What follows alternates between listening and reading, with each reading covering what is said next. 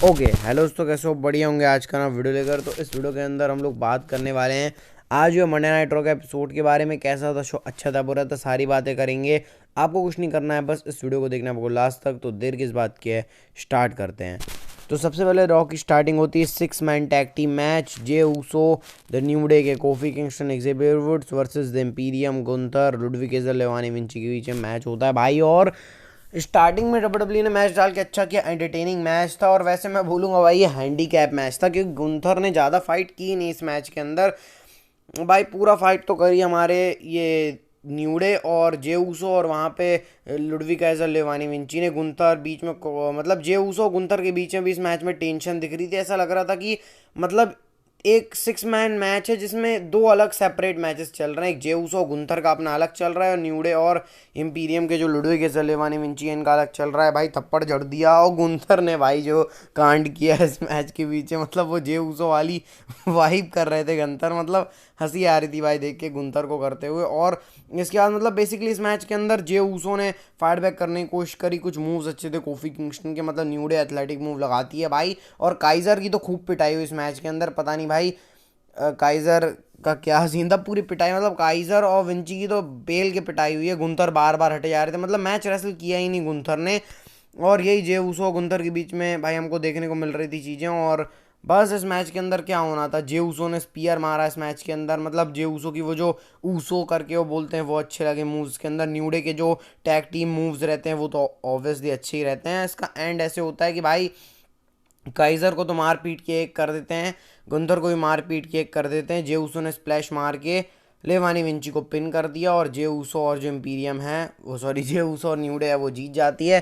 Gunther भले ही singles match के अंदर अनबीटेबल है, लेकिन इम्पीरियम के साथ वो हारते ही हैं भाई। और आज वैसा ही हुआ, और अगले हफ्ते जे ऊसो और गुंथर का मैच भी होगा इंटरकॉन्टिनेंटल चैंपियनशिप के लिए, तो इंटरेस्टिंग था।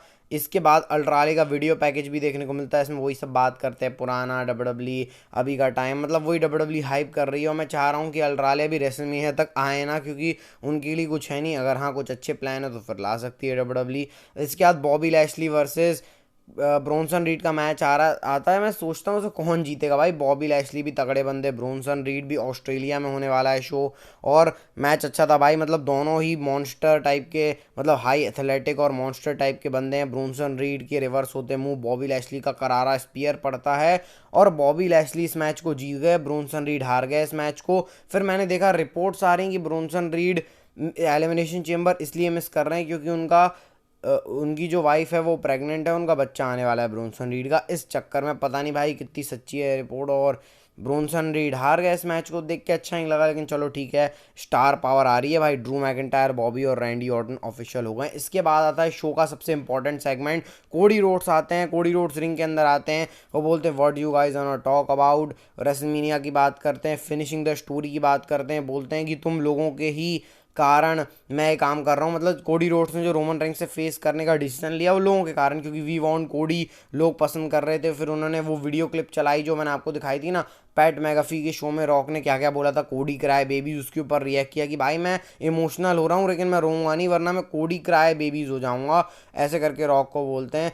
नट्स करके रॉक को कॉल किया उन्होंने पैट मैगफी के शो में जो रॉक आए थे। इसके बाद बोले कि रॉक तुम लोगों को भी पसंद है, मेरे को भी पसंद है, लेकिन रॉक ने मेरे को थप्पड़ मारा, मैं उसका हिसाब उससे लूँगा। ऐसे करके कोडी रोड्स बोल रहे हो मैं स्टोरी को फिनिश करूँगा, ऐसी अपनी बात कर रहे हैं। सेथ रॉलिंस का थीम सॉन्ग इसके बाद प्ले होता है। सेथ रॉलिंस रिंग के अंदर आते हैं, कोडी रोड्स बोलते हैं कि सेथ भाई तू कुछ स्टार्ट कर, इससे पहले मैं तुमको थैंक यू बोलना चाहूँगा कि तुमने मेरी साइड लिया। सेथ रॉलिंस बोले मैं क्या बोलूँ भाई, वेलकम करके। मतलब सेथ रॉलिंस भाई कितने मतलब मज़े वाले इंसान, इससे हमको ये पता चलता है। और फिर इसके बाद बातें और आगे बढ़ती हैं।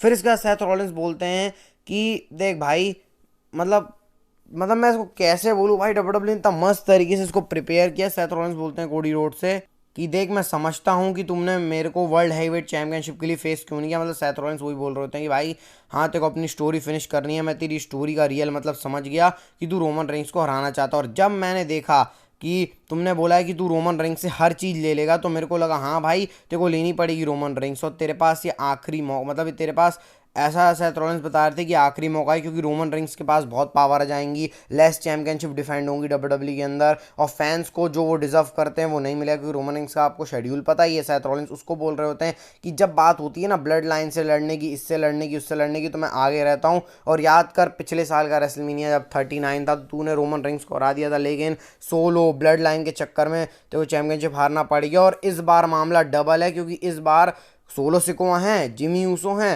रोमन रिंग्स हैं, लेकिन साथ साथ में द रॉक है, द पीपल्स चैंप है, और रॉक बहुत ही बड़ा नाम है। ऐसा करके सेथ रॉलिंस बोलते हो तो तेरे को एक बैकअप की ज़रूरत पड़ेगी, तो मैं तेरे लिए काम करूंगा एज अ शील्ड करके उन्होंने बोला कि मैं रोमन ऐसे आते थे, उन्होंने मतलब जो सेथ रॉलिंस बोलते हैं ना कि मतलब शील्ड में जैसे सेथ रॉलिंस और रोमन रिंग्स आते थे बिल्कुल पीपल के बीच में से, बोले मेरी गलती है, 12 साल पहले मैंने स्टार्टअप किया, लेकिन अब तुम्हारे लिए शील्ड, मैं तुम्हारे लिए शील्ड बनेगा रेवोल्यूशनरी। ऐसा करके सेथ रॉलिंस जो बोलते हैं वैसे ख़त्म करते हैं सेथ रॉलिंस और चले जाते हैं वहाँ से। तो भाई ये सेगमेंट जो है ये बहुत ही ज़्यादा अच्छा था, मतलब सेथ रॉलिंस और कोडी रोड्स ऐसा लग रहा है सेम पेज पर है, मतलब डब्ल्यूडब्ल्यू ने बता दिया। और ये भी हमको बता दिया कि भैया जो हम सोच रहे थे ना कि सेथ रॉलिंस वहाँ पर क्या कर रहा है प्रेस कॉन्फ्रेंस में, तो ये कर रहा है सेथ रॉलिंस। अब देखो भाई क्या डब्ल्यूडब्ल्यू रेसलमेनिया में कुक करती है, लेकिन बहुत इंटरेस्टिंग चीज़ होने वाली है। और ये प्रोमो देखकर और सोचो डब्ल्यूडब्ल्यू कंपनी के दो बड़े बेफेस सुपरस्टार अभी जो चल रहे हैं सेथ रॉलिंस और कोडी रोड्स, और दो बड़े हील रोमन रिंग्स और रॉक जब आमने सामने होंगे तो क्या होगा। वैसे फ्राइडे नाइट स्मैकडाउन में आने वाले हैं भाई,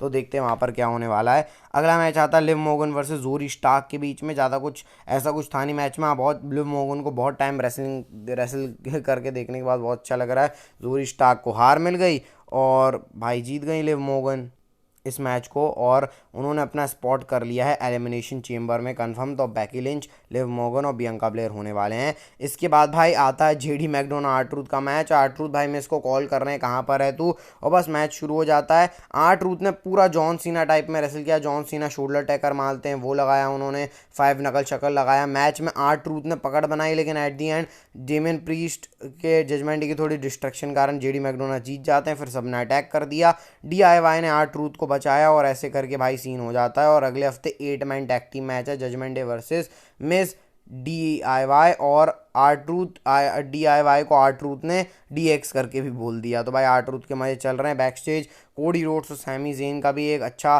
सेगमेंट आता है जिसमें कोडी रोड्स सैमी जेन को बोलते हैं कि मैं भी तेरे पर बिलीव करता हूँ, क्योंकि आज मेन इवेंट है सैमी जेन और शिंसके नाकामुरा का। बैक मतलब वहाँ पर भी सेगमेंट आता है सैमी जेन का, जब वो सिट डाउन इंटरव्यू के अंदर होते हैं, और शिंसके नाकामुरा का वीडियो पैकेज भी चलता है कि सैमी आज मैं तेरे को बताऊंगा। तो डब्ल्यूडब्ल्यू इस चीज़ को भी हाइप कर रही है। फिर बैकी लिंच आती है नेक्स्ट। बैकी लिंच आके वही अपनी पुरानी बात कर रही होती, इमोशनल थोड़ी बात कर रही होती कि डब्ल्यूडब्ल्यू को मैं कितना पसंद करती हूँ, कि मैं फ्रेंड्स की वेडिंग में नहीं जा पाती, मैंने अपने फादर का फ्यूनरल भी अटेंड नहीं किया, ऐसे करके बोल रही होती हैं। बेटी के बारे में बताती कि मैं अपने फैमिली के साथ टाइम स्पेंड नहीं कर पाती अपनी बेटी को, मतलब बोल रही हैं कि उनका फादर महू से क्यों लड़ रहा है, मतलब उन्होंने रॉक को सीधे सीधे टारगेट कर दिया। और भी बहुत सारी बात करती हैं वो इतने में नया। उन्होंने बोला तुम मेरे को पसंद करते हो नहीं करते हो, रिया रिप्ली को पसंद करते हो नहीं करते हो, लेकिन ये रिया रिप्ली तो अपने आखिरी दिन एंजॉय कर लो लेमनेड ड्रिंक के साथ, बैकी लिंच बोलती हैं। नाया जैक्स आती हैं, नाया जैक्स भी भाई इमोशनल हो रही कि मतलब तुम्हारे ऐसी मदर किसी को नहीं मिलेगी, ऐसा वैसा। मैं बोला ये नाया जैक्स को क्या हो गया, लोग इतनी तगड़ी बुक कर रहे हैं नाया जैक्स को। इसके बाद भाई वो अपना क्या बोले उसको, नाया जैक्स बोलती कि तुम एलिमिनेशन चेंबर जीतो, मैं चाह रही हूँ मैं रिया रिप्ली को हराऊंगी। जैसे ही रिया रिप्ली का नाम रिया रिप्ली आ गई, उन्होंने अटैक कर दिया, नाया जैक्स को तो भगा दिया। फिर बैकी लिंच और रिया रिप्ली एक दूसरे का शक्ल देख रहे होते, तो यहाँ से भी डब्ल्यूडब्ल्यू विमेंस डिवीजन की जो स्टोर लाइन है उसको थोड़ा इंप्रूव कर रही है। इसके बाद एल नाइट और आइवॉर के बीच में मैच आता है। भाई आइवॉर को मानना पड़ेगा, एल नाइट वो जो पटकते हैं वो, और सुपर प्लेक्स लगाया भाई एल नाइट ने आइवॉर को, और बस खत्म भाई। एल नाइट जीत गए इस मैच में और उन्होंने अपना स्पॉट कंफर्म कर लिया है। तो एलिमिनेशन चेंबर के अंदर अब एल नाइट भी हैं, बॉबी लैशली भी हैं, मैकेंटायर भी है, और रैंडी ऑर्टन भी है, तो स्टार पावर है। इसके बाद आता है शो का main event, Sami Zayn versus Shinsuke Nakamura का मैच। और भाई ये मैच के अंदर शिंसके नाकामुरा ने इतने जाल बिछाए सैमी जेन के अगेंस्ट की पूछो मत, मारे जा रहे हैं सैमी जेन को, ईगो के साथ खेल रहे हैं। सैमी जेन की सुसाइड डाइव आती है इस मैच के अंदर, और सैमी मतलब पूरी सैमी जेन वो पुराने वाले लग रहे थे जो रेसलमीनिया के अंदर सैमी ज़ेन थे, रेसलमीनिया 39 के अंदर। उन्होंने बोला भी था सिट डाउन इंटरव्यू कि भाई मैंने उस समय सोचा था कि मैं रेसलमीनिया मेन इवेंट करूंगा, तो मेरा गोल अभी भी है वर्ल्ड चैंपियनशिप लेना। इसके बाद ड्रू मैकिंटायर ने सब आके काम खराब कर दिया सैमी ज़ेन का, मतलब 2-2 किनशासा खाने के बाद भी सैमी ज़ेन ने किक आउट किया, मैकिंटायर ने काम खराब कर दिया। सैमी ज़ेन को शिंसके नाकामुरा ने किनशासा मार के हरा दिया। इसके बाद ड्रू मैकिंटायर और शिंसके नाकामुरा सैमी ज़ेन के ऊपर अटैक कर रहे होते हैं, तभी कोडी रोड्स आते हैं, क्योंकि कोडी रोड्स है हमारे, समझ जाओ भाई क्या है कोडी रोड्स, सच्चाई की प्रतिमूर्ति। तो कोडी रोड्स आते हैं, ड्रू मैकिंटायर को मारते हैं, नाकामुरा को मारते हैं। इसके बाद सैमी ज़ेन और कोडी रोड्स वहाँ खड़े होते हैं, ड्रू मैकिंटायर अपना यहाँ पे खड़े होते हैं और ड्रू मैकिंटायर कोडी रोड्स को देख रहे हैं, कोडी रोड्स ड्रू मैकिंटायर को देख रहे हैं। तो ऐसे शो चला जाता है अपना ऑफ एयर। तो ये थी मंडे नाइट रॉ का एपिसोड, अच्छा एपिसोड था। डब्ल्यूडब्ल्यूई कोडी रोड्स को 2 जगह दिखा रही है, एक ब्लड लाइन के साथ और एक मैकिंटायर के साथ। अगले हफ्ते मैच भी है, तो देखो वहाँ पर क्या होता है। ये वीडियो अगर आपको अच्छी लगी, इस वीडियो को लाइक चैनल सब्सक्राइब करके बेल नोटिफिकेशन बेल को दबा देना भाई। मिलते हैं नेक्स्ट वीडियो में। हेल्थ का ध्यान रखना, हेल्थ इज वेल। सब्सक्राइब कर देना भाई, चैनल को लाइक और सपोर्ट भी कर देना। Bye bye.